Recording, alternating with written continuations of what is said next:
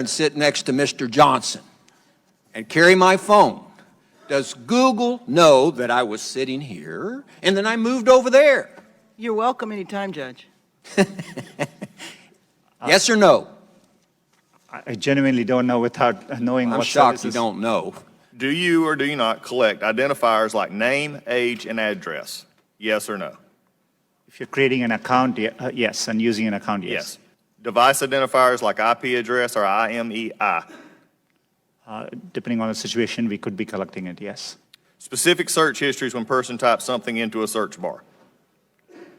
If you have search history turned on, yes. Contents of emails and Google Documents? We store the data, but we don't read or look at your Gmail. But you have access to them? As a company, we have access to them, yes. So you could? Saying you don't or don't, I'm not asking do you or don't. I'm saying you could, though there is a possibility. We have clear established policies on how we would do that data. GPS signals, Wi-Fi signals, Bluetooth beacons? Would depend on the specifics, but there may be situations, yes. GPS, yes. Yes, if you have And location. voice and conversations when using Google Voice products? We give an option to turn on or off. And But if a person didn't know it, voice and conversations when using Google Voice products? Yes. We only record when they initiated with OK Google and then say the terms after. Do you believe that Google has been brought out here in some question is biased? Congressman, it's really important to me that we approach our work in an unbiased. Do you believe that Google is biased? It's either yes or no. No, not in our approach. Why, number one, does Google need all this information?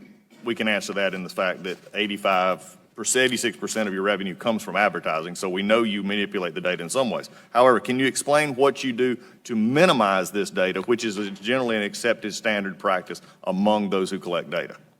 Our goal is, but we are providing, for example, if we are providing you a service like Gmail, which we have done for 15 years, that data, we need to store it for our users, so they expect us to.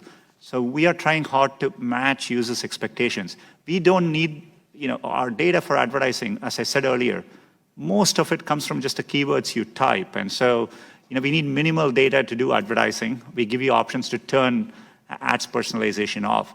We store most of the data we do today to help give users the experience they want, and that's what we're trying to do. How do you explain this apparent bias on Google's part against conservative points of view, against conservative policies? Is it just the algorithm, or is there more happening there? Congressman, I understand the frustration at seeing negative news, and I see it on me. On Google, there are times you can search on Google, and page after page there's negative news, which we reflect. But what is important here is we use a robust methodology to reflect what is being said about any given topic at any particular time. And we try to do it objectively using a set of rubrics. It is in our interest to make sure we reflect what's happening out there in the best objective manner possible.